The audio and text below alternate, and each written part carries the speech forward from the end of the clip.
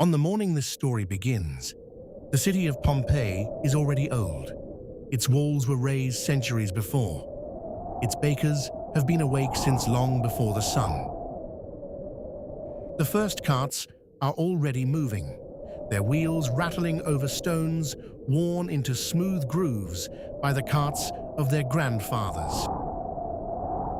On a wall near the Forum, last night's painted notice is not yet dry. "Vote for Holconius," it says. "He is a worthy man." In a doorway, a dog sleeps at the end of its chain, waiting for a household that by tomorrow will not be coming home. It is an ordinary day. That is the most important thing to understand about it. No one in Pompeii wakes believing it will be the last. By this time tomorrow, most of these people will be gone, and the city itself will vanish from the face of the earth for 1600 years. But not yet. For now, the bay is calm and the mountain is silent. Let us walk through Pompeii while it is still alive.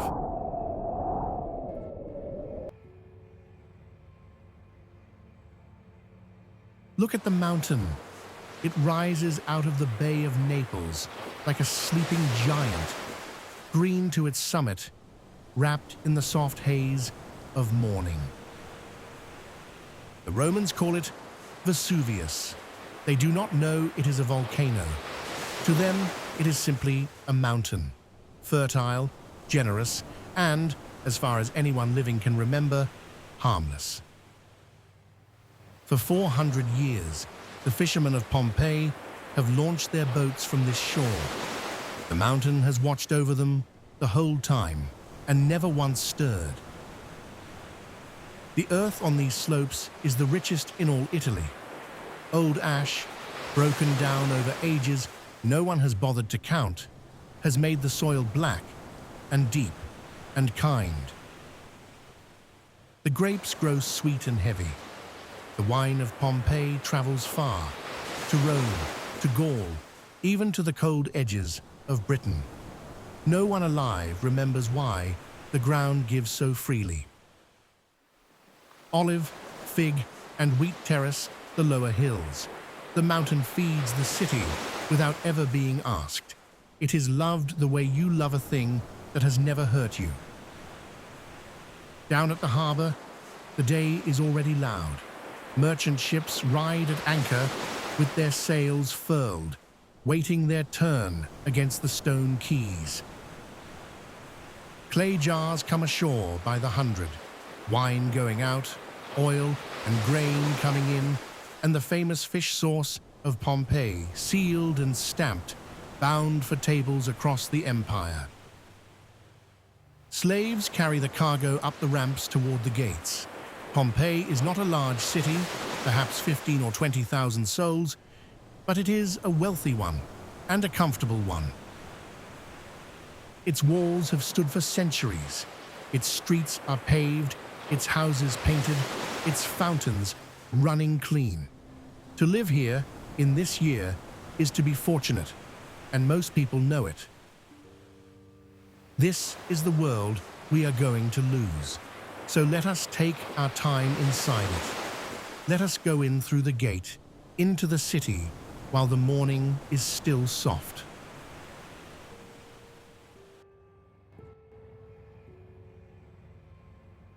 We come in through the gate, out of the sun, and into shadow, and then back into the sun again. The noise of the city closes around us like water. The streets are narrow and loud. Tall stepping stones cross the road so you can step over the running water and the filth without wetting your feet. Carts have worn gaps between them, exactly one axle wide. At every few corners, there is a fountain, fed by the great aqueduct, running day and night. The stone lip is worn smooth and low by 100 years of hands and cups and leaning elbows. The ground floors are shops open to the street. Bread, lamps, cloth, iron, wine by the cup. The city sells itself to you from every doorway, all day, in 100 voices. And then the street opens, and you are in the Forum, the heart of the city, a great paved square, ringed with columns, open to the sky and to the mountain beyond. At its head stands the Temple of Jupiter, and framed perfectly behind it, as if placed there on purpose, is Vesuvius. Every day the people pray beneath the mountain, without once looking up at it. Look closer, though, and the Forum is a building site. Scaffolding climbs half the columns, marble lies stacked and waiting. The city is still repairing itself, and has been now for 17 years. We will come back to why. Off the Forum stands the Basilica, where the law is argued and money changes hands. The business of a small, rich city, contracts, debts, lawsuits over walls and wills, happens here, under a high roof, out of the heat. Beside it, the market, fish laid out on cold stone, their scales catching the light, fruit, herbs, live birds in cages, a butcher's block, a money changer's table, the smell of the sea and of blood. And everywhere, the walls are talking. Pompeii is a city that writes on itself. Election notices, prices, insults, love. To walk these streets is to read the unguarded mind of a city. The fruit sellers ask you to elect Marcus Holconius Priscus. The whole company of late drinkers supports him too, which may not have been the endorsement he wanted.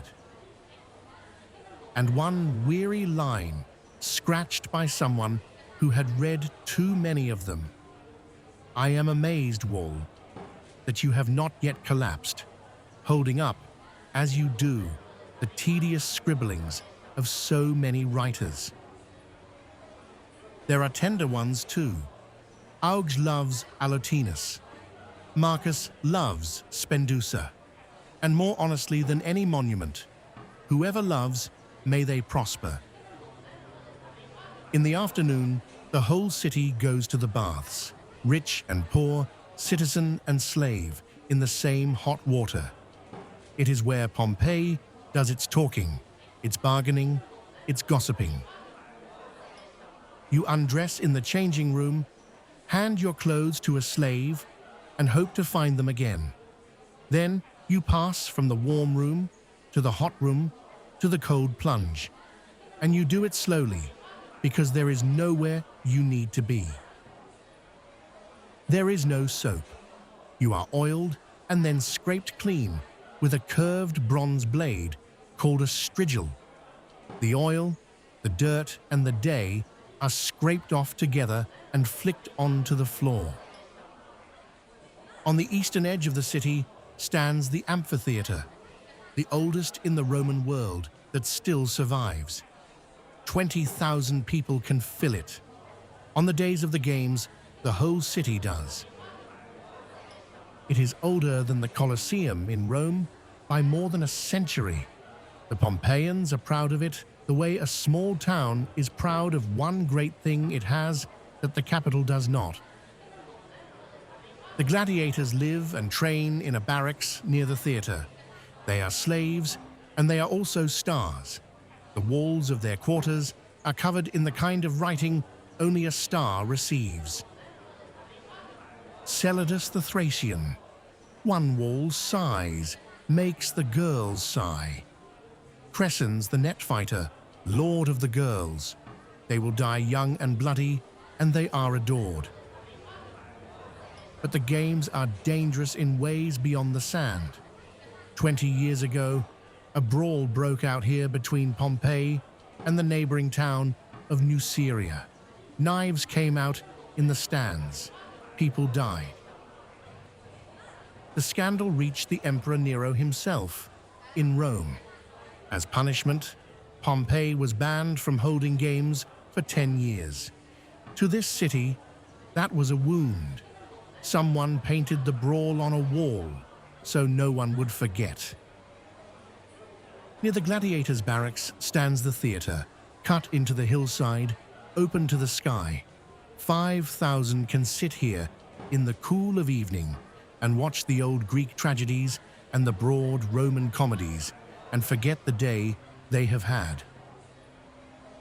Beside it, a smaller roofed hall for music and poetry. The masks of comedy and tragedy look down from the walls. The same two faces we still use for the stage, 2,000 years on. Pompeii laughed and wept in this room, and the city prays to gods from every corner of the empire. In a quiet courtyard stands the Temple of Isis, the Egyptian goddess, one of the best-loved shrines in Pompeii, her altar never allowed to grow cold. Her priests rise before the sun to wash the goddess's image and lay out her offerings. They are devoted men, trusted with her silver and her secret rites. Remember them. On the last day, their devotion will be tested in a way no one could foresee.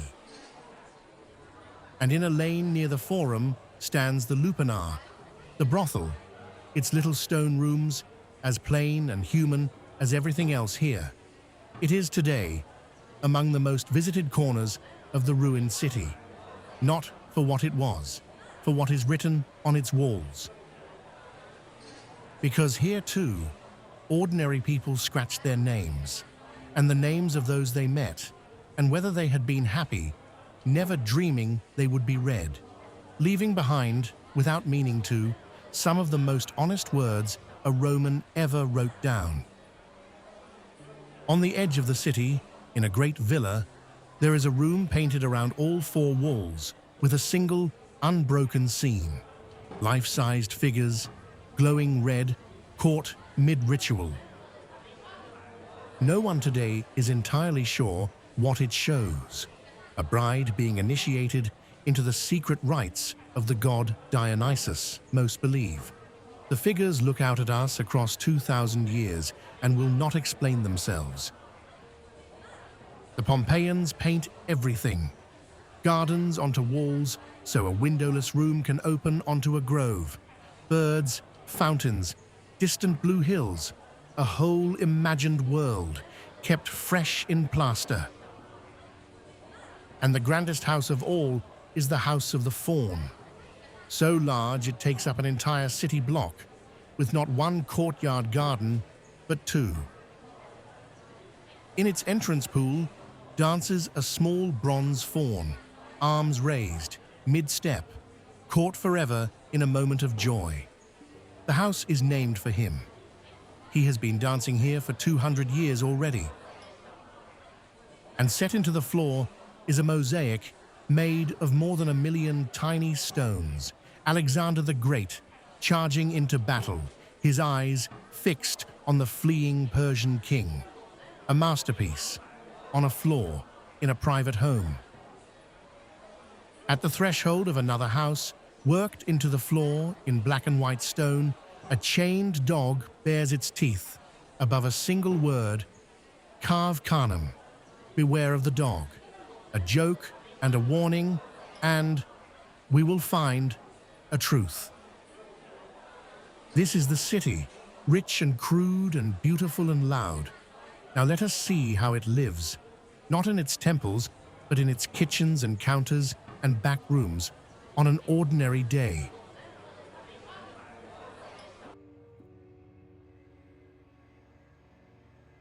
It begins, as a city always begins, with bread. Before dawn, the bakeries are already hot. There are more than 30 of them in Pompeii, and their ovens never fully cool. The grain is ground by tall stone mills, turned hour after hour by donkeys, and sometimes by slaves when the donkeys give out. It is the lowest, hardest work in the city. The dough is shaped into round loaves and scored across the top into 8 wedges, so they can be torn apart by hand at the table. A baker named Modestus runs one of these ovens. On this last morning, Modestus's oven is loaded and sealed. 81 loaves are baking inside it. He intends to take them out when they are done. He never will. We have those loaves, burned black, light as charcoal, but whole. 81 of them, still bearing the slash marks of his knife. Bread baked for a lunch that no one in this city would eat. Most people do not cook at home. They eat at counters in the street. A slab of marble with deep jars sunk into it, holding stews, lentils, wine, warm food sold cheap to people with no kitchen of their own. One tavern keeps its prices on the wall. A cup of ordinary wine, 1 coin, a better wine, 2. Falernian, the finest, 4, and below, in another hand, you sell us watered wine and drink the good stuff yourself. Then there is the city's strange and stinking fortune, garum, fish sauce, made by salting fish and their innards and leaving them to ferment for months in the sun. It smells while it is made like nothing you would want near a city, and yet it is on every Roman table, the way salt is on ours. Pompeii makes some of the best in the empire. One man grows rich on it, Aulus Umbricius Scaurus, so rich and so proud that he tiles his own floor with pictures of his sauce jars, each one labeled by name. Scaurus's finest, the floor boasts to everyone who walks in. And over all of it, the wine, from those volcanic slopes, into these jars, into these cups, all day and into the night. Pompeii drinks well, and often, and without apology. Not all the city's trades are sweet. The fullers clean and finish the wool, treading it in vats of water and stale urine, gathered in jars left out on the street corners.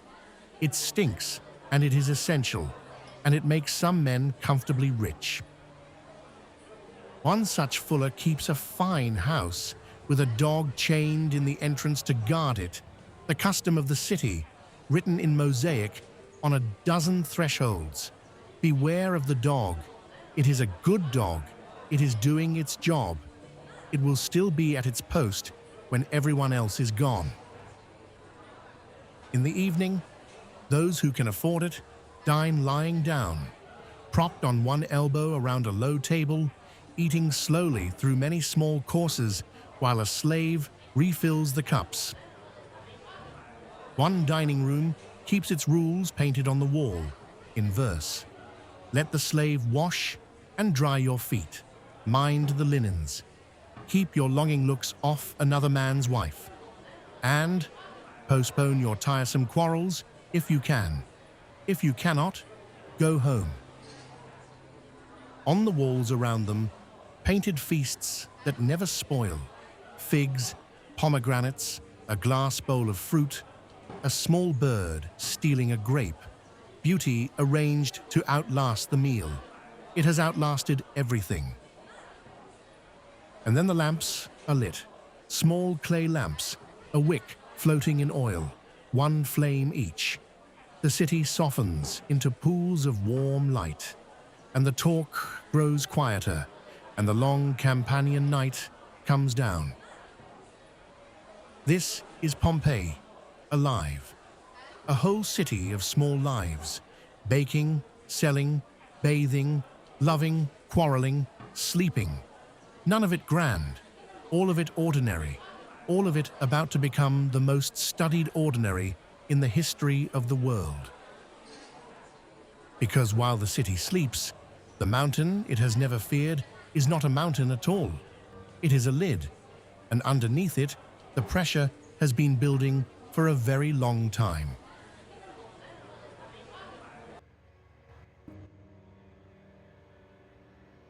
The city was warned. That is the hardest part of this story. Not once, many times, over many years. But the warnings came in a language no one yet knew how to read. 17 years before our last day, on a February morning, the ground convulsed. A great earthquake struck Pompeii and the towns around it. Roofs fell, temples cracked. Hundreds of sheep, it was said, died in the fields from the foul air that came up with it. A banker named Caecilius Jucundus had the scene carved in stone for his household shrine.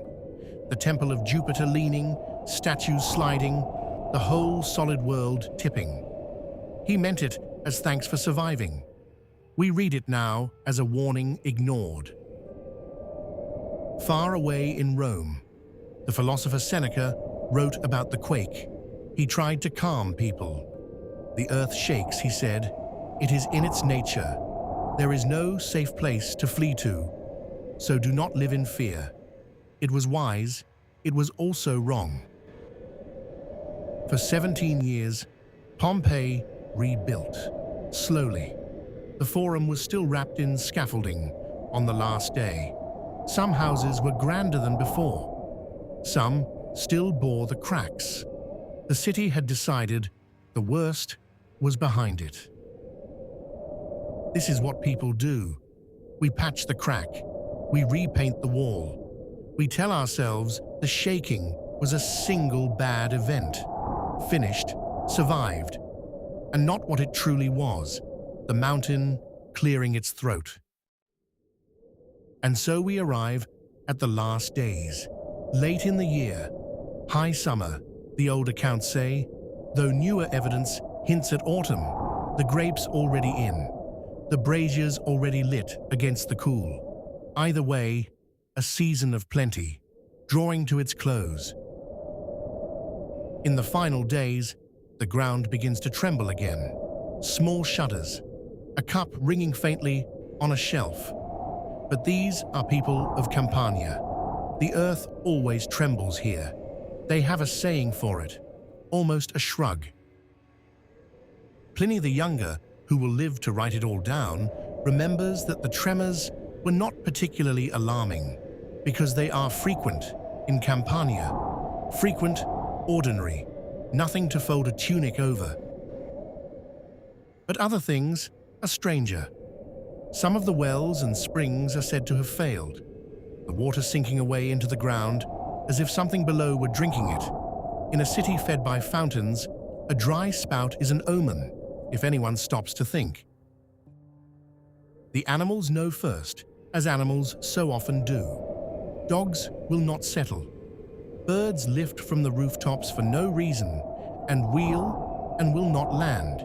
Cattle grow skittish in the fields, but animals are always restless, people say. It is nothing. And so the last ordinary morning passes like any other. The loom clacks, the bread bakes, a child is scolded for being underfoot. Somewhere, that dog is chained in its doorway and fed and left. And the priests of Isis perform the morning rite exactly as they always have, washing the goddess, laying out her offerings, never dreaming that by tomorrow they will be carrying her silver out into the dark. The last morning asks nothing unusual of anyone. That is its cruelty. The sun comes up clear over the bay. The fishing boats go out, the shops open. 20,000 people begin their day with absolutely no idea that the sky itself is about to end. It is a little after noon when it does.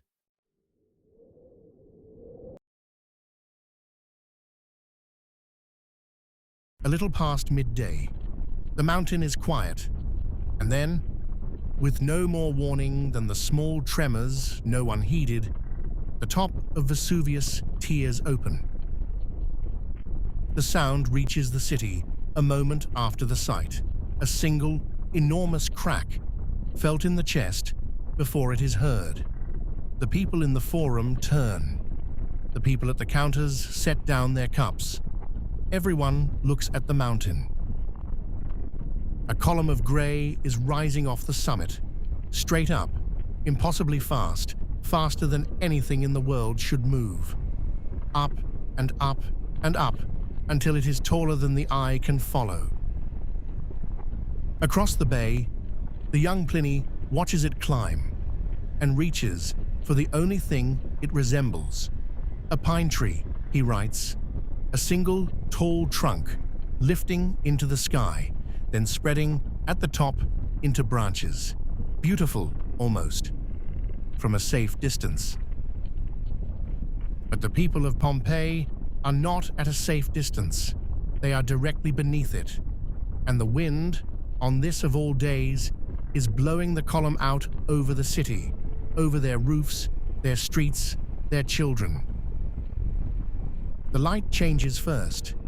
The sun goes from white to yellow to a dull, sickly copper, and then begins, in the middle of the afternoon, to fail. Shadows soften and vanish. A false dusk slides over the city. Then it starts to fall. Not ash at first, stone. Small, light, pale grey pebbles of pumice, rattling onto the roof tiles, bouncing in the streets, collecting in the gutters. Children, perhaps, pick them up. They are warm and strangely light. But it does not stop. It falls harder and faster and deeper. An inch, a hand's width, a foot. It piles against the doors. It fills the streets. It keeps falling, hour after hour, and it does not stop. And now every household in Pompeii faces the same terrible choice, and only minutes to make it: stay and shelter from the falling stone and hope it ends, or run out into it, toward the gates, toward the sea. Those who run tie pillows and cushions over their heads with strips of cloth against the stones falling out of the dark. They carry what they can: a lamp, a key, a bag of coins, a child. They step out into a city going black at noon. Many make for the harbor, but the sea has turned against them, heaving, shallow, choked with floating pumice and debris shaken loose. The boats cannot launch. The water, their oldest road out, is closed. And the sea itself begins to behave strangely. In places, it draws back from the shore, leaving fish flapping and shells gleaming on the bare, wet sand, as if the bay were holding its breath. Those who see it do not understand it. We would know it now as the last warning to run. Across the bay, 19 miles away at Misenum, the admiral of the Roman fleet is watching. Pliny the Elder, soldier, scholar, the most curious man of his age. He orders a fast ship readied. He means to sail closer, to sea.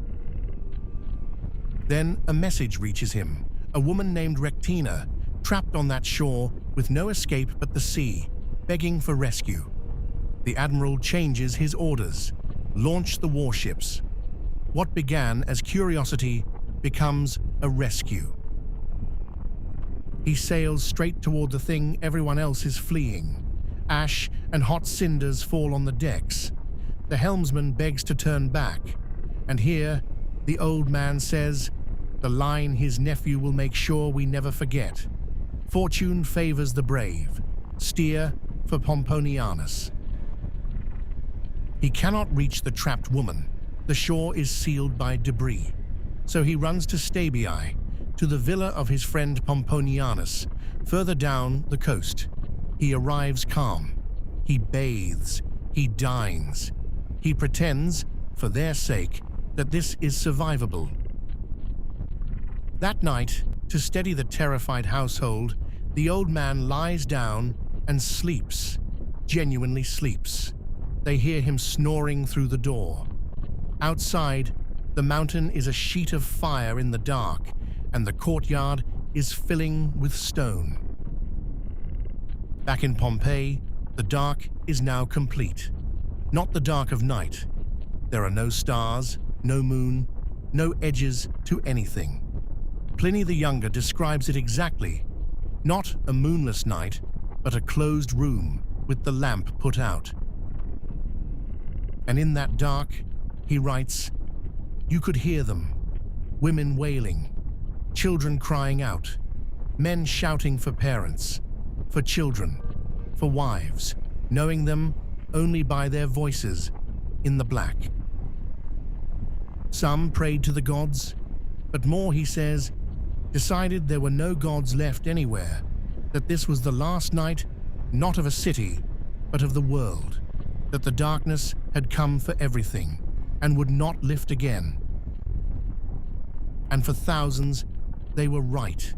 Through the night, the pumice rises higher, 6 feet, 8, 10, until the flat Roman roofs can bear no more, and they break and come down on whoever sheltered beneath them, certain they had made the safer choice. Then comes the second morning, and the sun does not rise. There is light enough, far off, to know the day has turned. But over Pompeii, nothing. The worst is not over. The worst has been saving itself for the morning. High above, the great column can no longer hold itself up.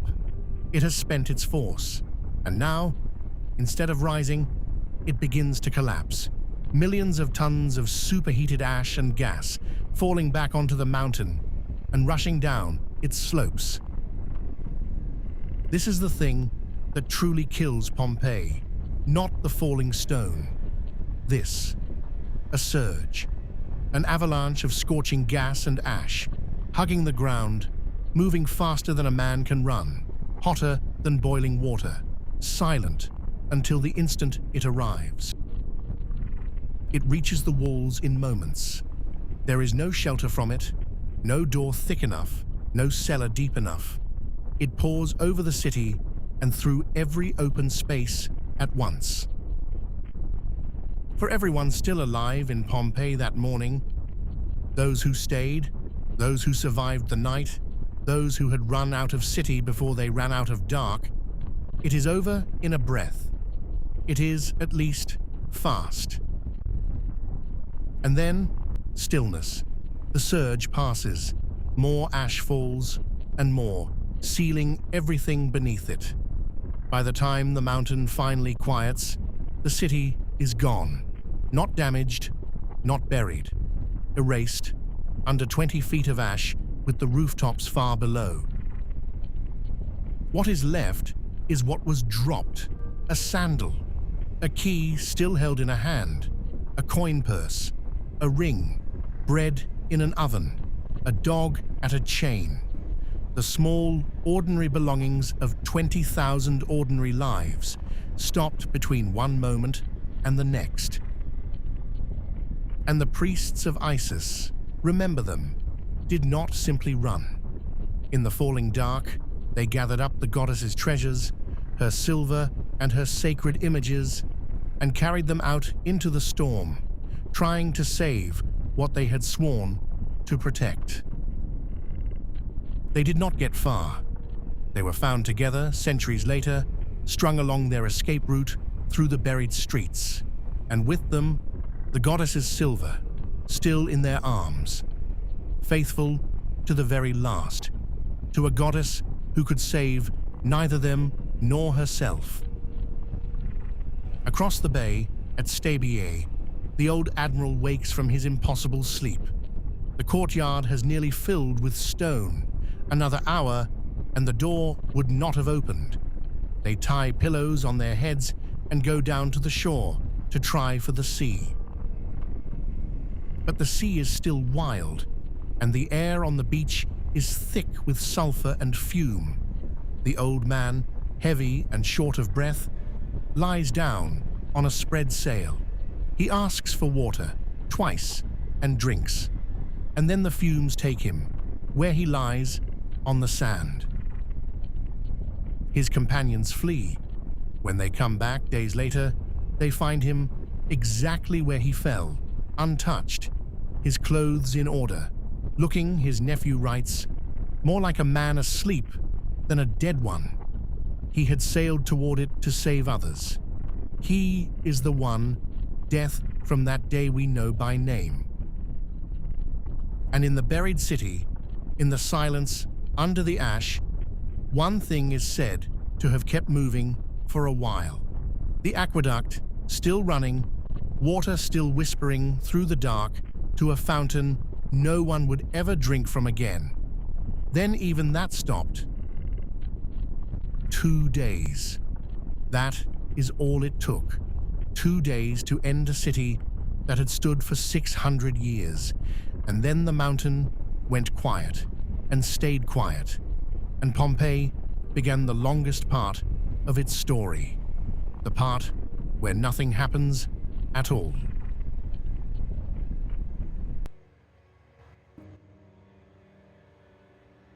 When the ash finally cooled, there was nothing to see. Where a city had stood, temples, theaters, 20,000 roofs, there was now a smooth grey plain, blank as a covered page. You could have walked across the top of Pompeii and never known it was there. Some survivors came back. They had escaped with their lives and little else, and they returned to dig for what they had left behind. A strongbox, a shrine, a buried doorway. A few tunneled down and took what they could find. Most simply could not locate their own streets. The Emperor Titus sent help to the living of the region, but for the dead city, there was nothing to be done. It was too deep, too complete. Slowly, the survivors drifted away to other towns and took their memories with them, and died, and the memories died too. And then the most ordinary thing in the world happened. The ash, which is so rich, began to do what the volcano's ash always does. It turned to soil. Grass crept over the grey, then scrub. Then, in time, the very thing that had always grown here. Vines, new vineyards, spreading their roots down into the buried city, drinking from the same fertile dark that had made Pompeii rich in the first place. Farmers worked the slope again and pressed the grapes again, never knowing whose rooftops lay a few feet beneath their heels. A shepherd grazed his flock where the forum had been. The place kept a name. Civita, the old people called it, the city. But no one remembered which city, or why, or what lay under the grass that the sheep cropped so contentedly. And the years went by in their hundreds. Rome itself rose to its height, and faltered and fell. Emperors came and went. The old gods were abandoned for a new one. Languages changed. The whole ancient world ended and was replaced, and Pompeii slept through all of it. Travelers passed along the road above. Armies marched over it. Pilgrims, merchants, peasants. They crossed the grave of a city every day and felt only good farmland under their feet. The most famous buried place in the world had become simply a hill where the wine was good. Once, around 1500 years after the eruption, men digging a channel to carry water cut a long tunnel straight through the buried city. Their picks struck painted walls. They hauled out stones, carved with strange old letters, and one block that bore plainly the word Pompeii. They read it, and they did not understand it. The name meant nothing to them. They assumed it marked the country estate of some forgotten Roman named Pompey, filled in the tunnel and moved on. The city had announced itself by name and gone unrecognized. It went back to sleep for another century and a half.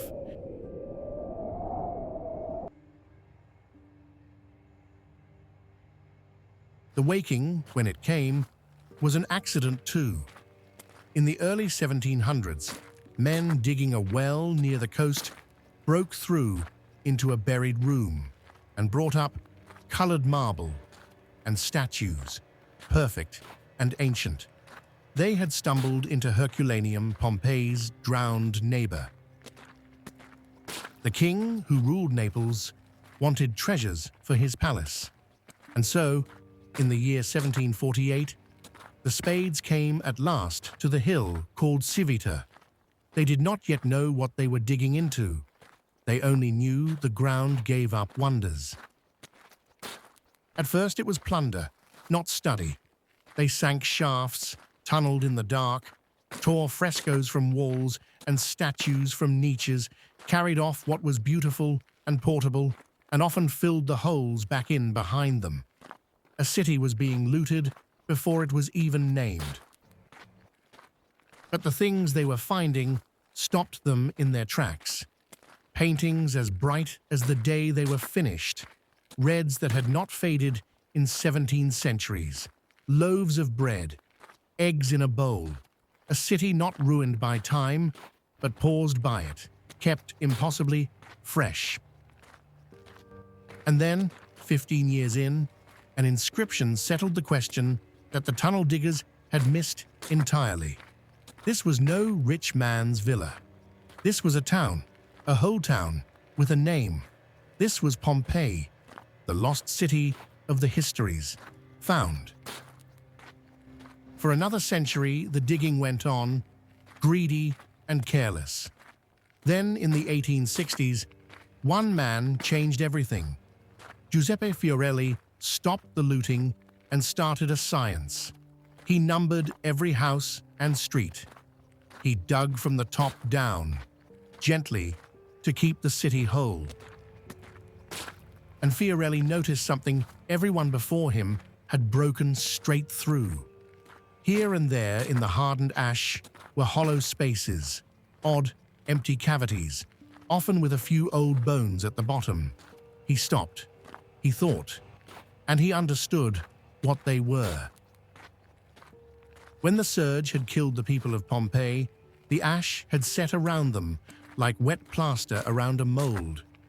The bodies, over centuries, had decayed to almost nothing and left behind a perfect person-shaped hollow in the rock, an empty space in the exact shape of a human being, in the exact pose of their last instant.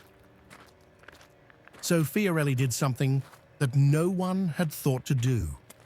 He drilled a small hole and poured liquid plaster down into the void and waited for it to set. And then carefully, he chipped the ash away from around it.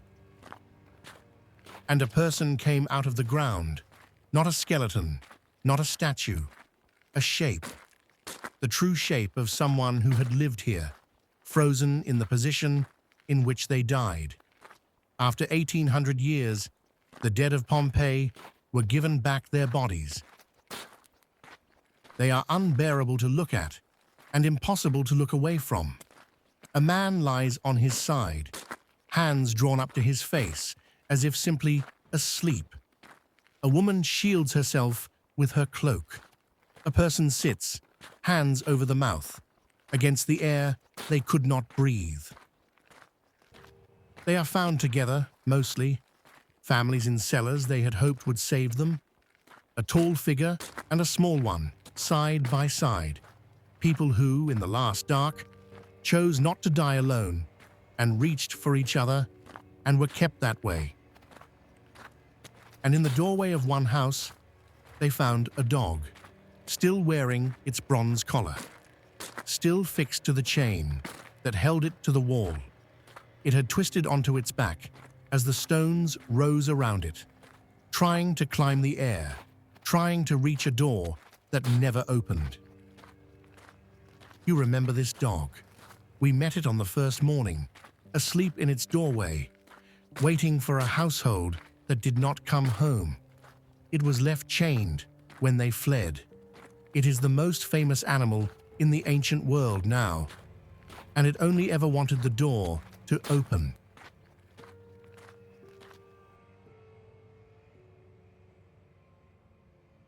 This is what Pompeii gives us, that nothing else on earth quite can. Not the story of an emperor, not the record of a battle, a whole ordinary city, frozen in the middle of an ordinary day, mid-sentence, mid-meal, mid-life. Everywhere else, the ancient world reaches us through its monuments and its kings. Here it reaches us through 81 loaves of bread and a child's sandal, and a half-finished forum and the watered wine, and the election poster no one ever took down. We know that someone here grew tired of reading other people's graffiti and said so on a wall. We know who loved whom. We know the heartthrob's name, the cheating tavern keeper's prices, and the dining room rule about leaving your quarrels at the door. We have the priest's silver, gathered from the street where they fell. We have the fuller's dog. We have the names of people who never dreamed they would be remembered. Pompeii did not preserve its heroes and its kings. It preserved everyone, which is far rarer and far more precious. These are not the things history usually keeps. History keeps the great and the terrible. Pompeii kept the small and the true. It kept a single, ordinary day. And because it did, 20,000 ordinary people are, in a strange way, still here. More present than almost anyone else who lived 2,000 years ago. And it kept them. The casts are the closest thing we will ever have to standing in that street on that morning. They are not gruesome when you sit with them. They are tender. They are us, caught, as we all are, in the middle of a life we assumed would simply keep going. And the mountain is still there, still green, still beautiful, and still, beneath the green, exactly what it has always been. Vesuvius did not die with Pompeii. It has erupted many times since, and it is not finished. The last time it woke was within living memory, in the middle of the last Great War. And today, around its base, where the wilderness stood empty in our very first scene, live 3 million people in the shadow of a mountain that is only ever sleeping. They live well there, as people always have. The soil is still the richest in Italy. The wine is still good. The fountains still run. The mountain still feeds them. And they have made, with it, the same quiet bargain Pompeii made, and try, mostly, not to look up. There is no lesson to leave you with tonight. Only this: every ordinary day is a whole world. The carts, the bread, the chained dog, the painted wall, the cup of watered wine, all of it precious, all of it passing, none of it promised past the morning. Pompeii did not know that its last day was its last. None of us ever do. So we treasure the small and the true, the way that buried city accidentally did. And we let the rest go gently. The mountain is quiet now. The bay is calm. The city sleeps under its blanket of years. Its people are remembered. And the dog has, at last, been let off its chain. Rest now. Let the old city keep its watch. And we will meet again, somewhere further back, the next time the past has something quiet to whisper. Sleep well.